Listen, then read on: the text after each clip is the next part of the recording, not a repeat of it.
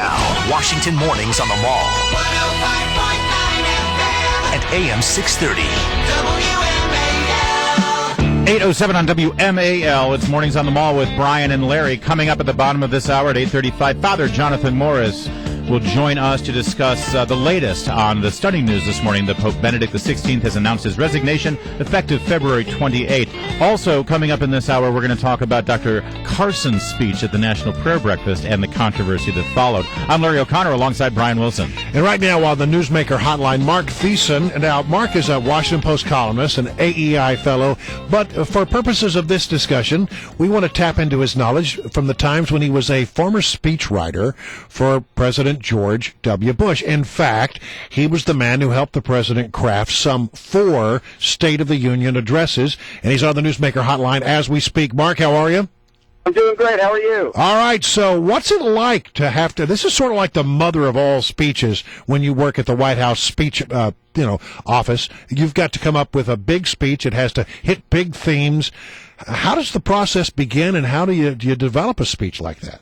It is one of the hardest speeches that has to be written by the speechwriters. It's one of the most difficult speeches for the president to give, and the reason for it is simple: is that it's probably the most watched speech next to an inaugural address that a president ever gives, but it's filled with all sorts of wonky information about all sorts of specific policies that most people make their eyes glaze over. So it is an incredible challenge to try and make it a thematic speech that keeps people's attention, while at the same time managing all the information flow. And every government agency, every government program starts lobbying months in advance to try and get their particular program or their particular priority in there. And it's a huge job to manage for the president to decide what is going to be mentioned, what isn't going to be mentioned. And so how many times do you rewrite this thing, and who gets to review it? Well, in the book administration, we started usually around Thanksgiving in terms of outlining the speech and coming up with the themes, and then we sit down with the president and talk about those, and then we usually have to have a draft to him by New Year's first week of January. And then you start the process of editing, where the president sits down, he reads it in the Oval Office and goes through it with the speechwriters, and you go through and make some more edits, and then you go into the family theater in the White House residence, which is where they sort of have people over for movies sometimes, and you set up a podium and a teleprompter in there, and you start editing.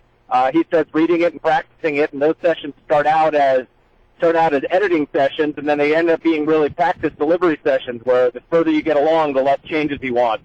So with President Bush, at least, he didn't like very many changes in the final days. He wanted to get comfortable with it, wanted the decisions to be made, and have some stability. Bill Clinton, as I understand it, he was editing and changing it in the car on the way to the Capitol. So I guess every president is different. And can I mention that one time that actually bit them on the rear end, because they put into the teleprompter the wrong speech one time because it had been edited so many times they lost track of what was the correct speech. It's exactly right, and it shows you what a great speaker Bill Clinton was that most Americans didn't even notice. Yeah. He stood up there for, I think, 5 minutes and just winged it before they finally got the right speech into the teleprompter. And if you're watching in your living room, you probably didn't even notice. I was in the room. I didn't even pick up on it. MARC THIESSEN, as an expert in these matters, when you see the president's inauguration speech just a couple of weeks ago, does that give us any hints as to what he's going to touch on in this very first State of the Union of his second term? Yeah, I think we have an emboldened President Obama who believes that he's gotten a mandate for a very liberal agenda. His inaugural speech was, I think, rhetorically unambitious in the sense that it was sort of pedestrian. There wasn't a lot of poetry in it, but it was sort of the anti-Reagan inaugural. It was the defense of big government. If Bill Clinton said the era of big government is over, Barack Obama was saying the era of big government is back. Yeah. Well, and there's that corny manipulative thing where they always turn to the box and they point to somebody who's a guest of theirs that's sitting up there and represents something. Do you think it's probably going to be some sort of a gun violence victim who's up there being used for the president's purposes? Something like that, absolutely. I mean, it's funny. Once Ronald Reagan did that with Lenny Skutnik, who's the guy who jumped into the Potomac and saved people for the 14th Street Bridge. Every president has felt compelled to do that, and we tried several times to convince President Bush to just for 1 year not do it and sort of liberate the future presidents from that. And it never worked. Thank you, Mark Thiessen. You're my hero, knowing that you tried to do that. Let me ask you one other thing. Senator Rubio has been asked to do the response, and, it always falls flat. There's no such thing as a good response from the opposing party because they don't have the pageantry and the pomp and the drama of being in the chamber there. What advice would you give Senator Rubio or anybody giving the response from the other side of the aisle? Yeah, the first advice I'd give anyone is turn down the request.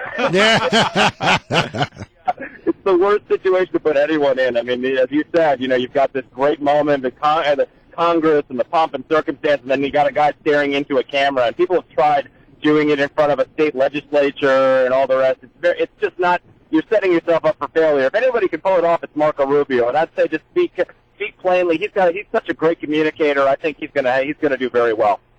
All right, the bar has been raised by Mark Thiessen. Yeah. So if you were to say, if you were writing this current speech, what do you think that the theme is likely to be? Is there an overarching theme we might expect out of this speech? I think the era of big government is back. I think that's the basic message of Barack Obama's second term. I mean, he made it clear, when Ronald Reagan in his first inaugural said, I'm from the government. The government is the solution to all of our problems. It's the problem.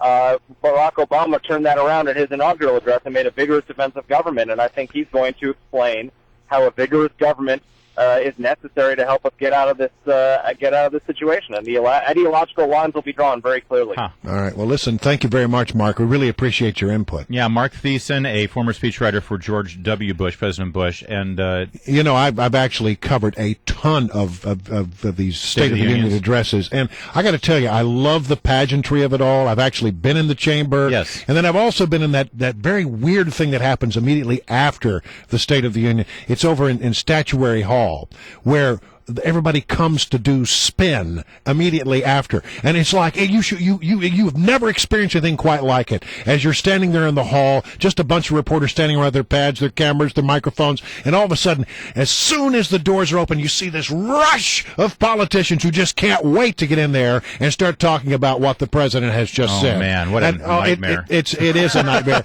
But that's another pageant that is just amazing fun. But I think I've done something like 20 of them. Wow, well that's great. We're looking forward to your analysis Wednesday morning, and also we should tease now that tomorrow we will have Jay Carney, White House spokesperson, to give a preview of the State of the Union right here on Mornings on the Mall. I'm really looking forward to posing a few questions to Jay Carney. I give him great credit for deciding to come on and be with us here on this, because he knows, as everyone does, that this is the station where Washington comes to talk. That's right. And we're talking about the response also that Marco Rubio will give. You know who should have given the response for the Republicans? Dr. Carson, the gentleman who gave a really nice speech in front of the president at the prayer breakfast last week. We're going to talk about that in just